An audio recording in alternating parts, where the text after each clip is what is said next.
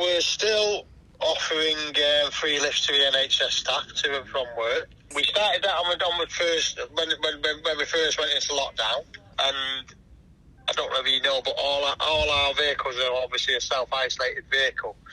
So the person in the back of a vehicle has got no contact at all with the person, with the driver, basically. So they're self-isolated in the back of the vehicle. So when the first pandemic first started, we thought if we offer this service, at least they know they're getting in a clean, self-isolated vehicle. There's no contamination at all with the driver and the passenger. So we decided to offer the staff at Salford Royal Hospital Have many people used services. That? There's quite a few people used it, actually. There's a young man in Swinton. He normally uses it on a Sunday because the buses don't run on a Sunday. Mm-hmm. So we have been and picked him up to take him to work early morning, but 5:30 in the morning. One of us have actually got up and gone and get him, took him to work, and free of charge. And we thought if we try and give something back, especially at that time, mm-hmm.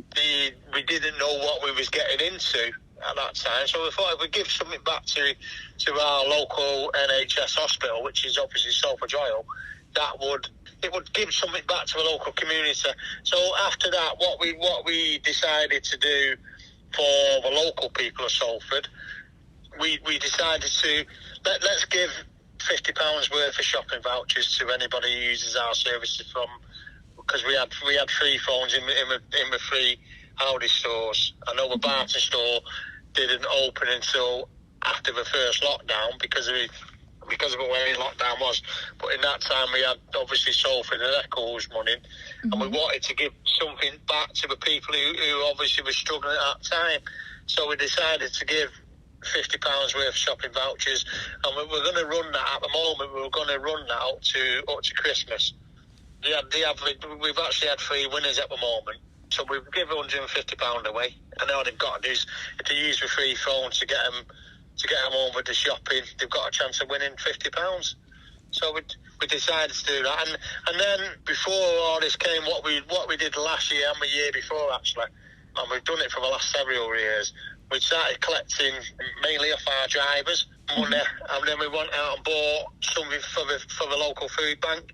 Quite a few years ago, we went out and bought a load of advent calendars, took them to the local food bank before, and obviously started giving the local children something to open on the 1st of December. We did that for the local food. Like you say, we've done that for the last several years at the local food bank. And if it wasn't the local food bank, we always chose rather a local school. And we did Earlham in Down one year, up at Earlham. We went down to that school and give a load of selection boxes to that school for the children in that school. So we always like to try and do our best to help the local community, as from our point of view. There's actually 3 of us who own the taxi company. Myself, mm-hmm. A partner called Michael, and a partner called Paul. Mm-hmm. So we started this company roughly about 5 years ago. Yeah. And our aim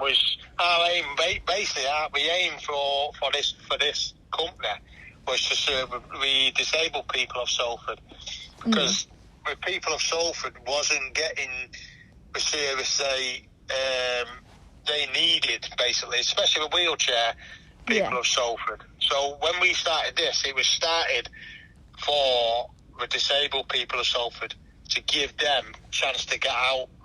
And we just grew up. We grew from strength to strength. From on the disabled side, mainly a lot of wheelchair users obviously couldn't get out, and at the moment are not getting out at the moment because for one, they're scared of coming out.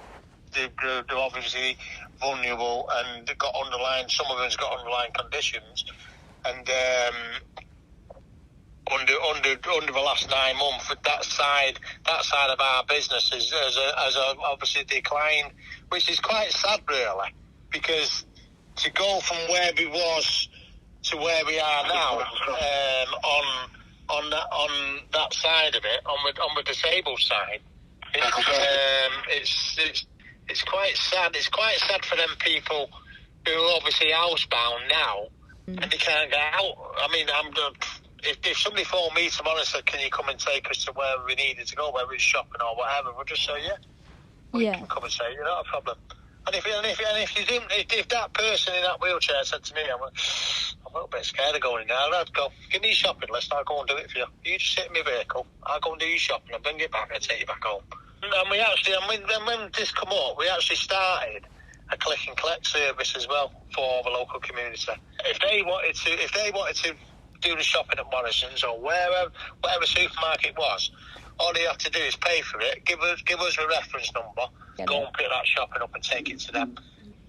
Especially, a lot of people when this pandemic came, was obviously struggling. Not because they didn't want to go out because they didn't know what was out there. So there's quite a lot of people quite scared when this come along. What was actually outside their front door, and to give them a click and collect service on groceries or anything like that, and to do that, it was really to give them that service as well. That was a bit of a bonus for the local community. There's quite a few people struggling to get home deliveries, and that was one of the reasons why we started a click and collect service. To be honest with you, because at the beginning everyone was struggling to get what they needed to get and get it in their houses, so they didn't know how long this was going to last at the beginning. I don't think anybody did that.